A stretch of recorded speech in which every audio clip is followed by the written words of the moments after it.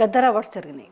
గద్దర్ అవార్డ్స్లో కోమటిరెడ్డి వెంకటరెడ్డికి ప్రాధాన్యత లేదు, నాకు ఎక్కడ కనిపించినట్టు కూడా కనపడలేదు. ఆయన సినిమాటోగ్రఫీ శాఖ మంత్రి, కానీ ఆయన చేతుల మీదుగా అవార్డులు ఇవ్వాలి, ఆయన కనబడలేదు. కానీ మొత్తానికి నిన్న బాజా భజంత్రీల కార్యక్రమం కూడా బాగా నడిచింది. ఇక్కడ రేవంత్ రెడ్డి గారు పెట్టారు, పక్క రాష్ట్రంలో ఉన్న చంద్రబాబు నాయుడు గారు కూడా పెడితే బాగుంటుంది అన్నట్టుగా నిన్న తప్పనిసరి పరిస్థితుల్లో హీరోలు పొగిడిన విధానము. గద్దర్ అవార్డ్స్ పైన అసలు గద్దర్ ఎంబ్లం కూడా ఎక్కడ కనపడిన పరిస్థితి. పేరుకు మాత్రం గద్దర్ అవార్డ్స్, కానీ చూస్తేనేమో ఆయనది ఎక్కడ ఒక ఫోటో కూడా కనిపించిన పరిస్థితి. గద్దర్ అవార్డుని గద్దల్లా తన్నుకెళ్ళిపోయిన ఆంధ్ర కళాకారులు అన్నారు.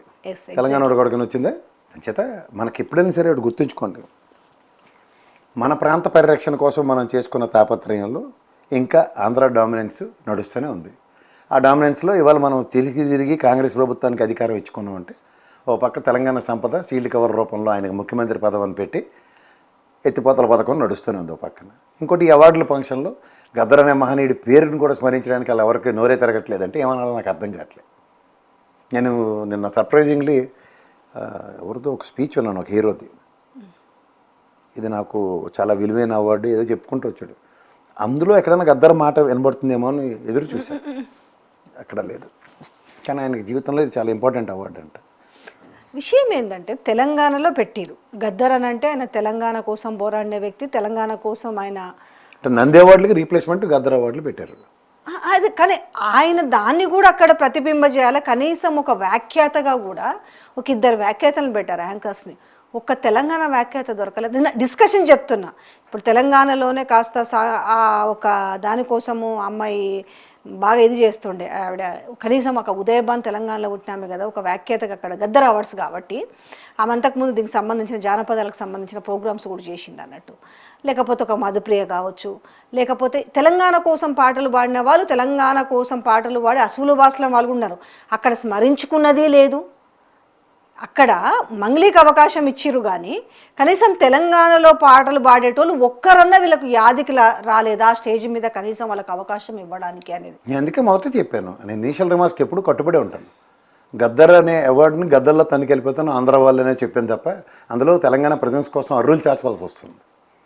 అంటే ఒకటి ఈ సినీ ప్రపంచంలో వాళ్ళ ప్రతిభా పాట వాళ్ళకి వాళ్ళు ఇచ్చే అవార్డులు అందులో తెలంగాణనో ఆంధ్రానో నేను చెప్పను.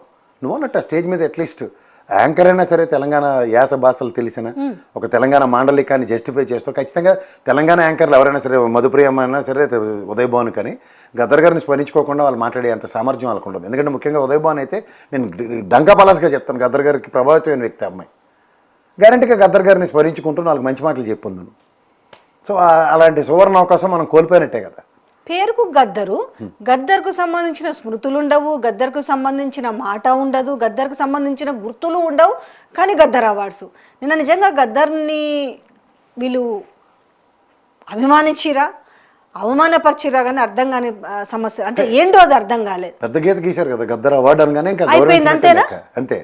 కానీ ఆయన ఔన్నత్యానికి ఈ పేరు పెట్టామన్న మాట ఎవరి దగ్గర నుంచి వస్తే అది నిజంగా ఒక చూడు ఫెదర్ ఇన్ ఏ క్యాప్ అంటాం.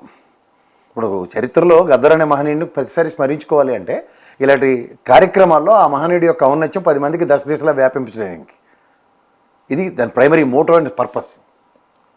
ఇప్పుడు దాదాసాహెబ్ ఫాల్కే అవార్డు వచ్చిందని సంబంధించినప్పుడు దాదాసాహెబ్ ఫాల్కేని ఒక 4-5 సార్లు స్మరించుకుంటే అది మనకి ఆ శాంచుటీ ఉంటుంది. అంతేకాని అవార్డు వచ్చింది కదా సంకలు కొట్టుకుని ఎవరి మట్టుగాడు ఇది నాకు మైల్ రైలేటి అవార్డు. గద్దర్ అనే అవార్డు అనేది గద్దర్ యొక్క స్థాయికి అందులో కొంతమందికి అయితే గద్దర్ గురించి తెలిసి ఉండకపోవచ్చు కూడానేమో. 99% వాడికి తెలియదు. ఏంటో ఆఖరికి కొంతమంది మా ఆంధ్రాలో అడిగితే పవన్ కళ్యాణ్కి డబ్బులు లేనప్పుడు జేబులో డబ్బులు పెట్టించుకునేవాడు అనేది తెలుస్తుంది. పవన్ కళ్యాణ్ దగ్గర డబ్బులు తీసుకునేవాడు మా గద్దర్ అనే మాట తప్ప గద్దర్ స్థాయి అన్నది చాలా మందికి తెలియదు. మధ్యలో ఎక్కడన్నా కూడా ఆ గద్దర్ పాడిన పాటలలో ఆయన రాసిన పాటలు కానీ ఎక్కడన్నా అక్కడ ఆవిష్కరింపబడతాయేమని చూస్తే అంటే మనం భూతద్దం పెట్టి చూసినా ఇలాంటప్పుడు కవితమ్మ ఏమైపోయింది? సంస్కృతి సాంప్రదాయాలు సాహిత్యం మీద కదా ఆవిడ పోరాటాలు, జాగృతి అదే కదా. నీ పార్టీ పడ్డ మీద ఉన్న శ్రద్ధ ఇలాంటి విషయాల మీద ప్రతిబింబించేలా మాట్లాడితే సంస్కృతికే కదా. ఇవాళ మన తెలంగాణ సంస్కృతి సాంప్రదాయాలకు సంబంధించిన ఒక మొచ్చురాయి ఆయన. ఆ మానేడిని స్మరించుకునే సందర్భం వచ్చినప్పుడు కూడా స్మరించినప్పుడు నీలో జాగృతి రావాలి.